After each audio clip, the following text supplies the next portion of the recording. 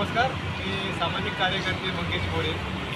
आज मला माननीय जिल्हाधिकारी साहेबांच्या आव्हानाच्या बाहेर उपोषण करण्याची जी पाळी आलेली आहे ती आमच्या खेड तालुक्यात जो नगरपालिकेचा दवाखाना आहे किंवा खेड नगरपालिकेचे जे रस्ते आहेत आणि BNC खात्याचे जो ताब्यात जो रस्ता आहे खेड बाजारासाठी मेडिकल कॉलेज, ह्या रस्त्याची दैनंदिन अवस्था झालेली आहे। म्हणून आम्हाला ही अवस्था आता रत्नागिरी जिल्ह्यासारख्या ठिकाणी आम्हाला यावं लागतं उपोषण करायला। याआधी मी माझं 8वं उपोषण आहे त्या तिन्ही बाबतीत। त्या नगरपालिकेच्या दवाखान्याची 50 वर्षे ख्याती आहे की तो गरिबांचा दवाखाना आहे, म्हणून आम्ही वारंवार त्यांना विनंती केली की दवाखाना चालू करूया। खरोखर गरीब माणसाला एवढा दवाखाना तो चांगल्या फायद्याचा होता की आता प्रायव्हेट जर दवाखान्यात तुम्ही गेलात तर एखाद्या गरीब माणसाला 700 आणि 800 रुपये खिशाला परवडत नाही। तिथे रक्तचेक करा, हे करा, गोळ्या औषधे, या सर्वांचा प्रायव्हेट दवाखाना चांगलाच फायदा घेत आहे आणि सरकारी दवाखान्याचा कुलूप लागलेलं आहे। याच्यापासून काय राजकारण आहे अजून आम्हाला माहिती नाही, कारण या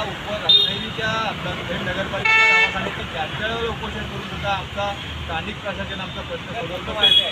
तर आम्हाला माननीय जिल्हाधिकारी कार्यालयाचं आम्हाला यावंच लागलं आणि आम्ही इथं आलेलो आहे। दुसरा विषय म्हणजे रस्त्याचा आहे की खूप खड्डे पडलेले रस्त्याला, म्हणजे अशी खेड तालुक्यातला जो नगरपालिका खेड आमची आहे ते अशा कुठल्याच तालुक्यात असे रस्ते खराब नसतील तसे खेड तालुक्यातील नगरपालिकेचे हस्ते रस्ते खराब झालेले आहेत। यासाठी पण मी 1 मेला उपोषणला बसलेलो की तुम्ही रस्ते जे डांबरीकरण आहे ते खरोखर तुम्ही आत्ता चांगलं करा, म्हणजे पावसाळ्यात प्रश्न उद्भवणार नाही। तरीसुद्धा त्यांनी मेच्या एंडिंगला पाऊस पडायच्या आधी 4 दिवस खड्डे पडले डांबरीने आणि तो पहिल्याच पावसात उठून गेला।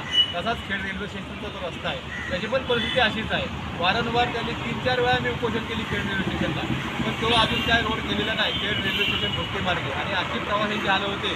तो जो खेड रेल्वे स्टेशनचा मार्ग आहे खेड, दापोली, मंडणगड ह्या 4-5 तालुके, या जर रोडची अशी अवस्था झाली असेल, प्रत्येक रेल्वेचा माणूस येणारा त्या रोडनी येतो, खरोखर त्या लोकांची ज्या आतमध्ये नागरिक, ज्येष्ठ नागरिक आणि जे लोक असतात त्यांना त्याला मानेचा मणक्याचा जो त्रास होत आहे तो खूप त्यांना वेदनाही होतो। म्हणून आम्हाला परत एकदा विनंती आहे की आम्ही माननीय जिल्हाधिकारी साहेबांच्या बरोबर बसलेलो आहे की आम्हाला तो न्याय मिळून आम्हाला तालुक्याला पाठवून ही आमची विनंती आहे। धन्यवाद।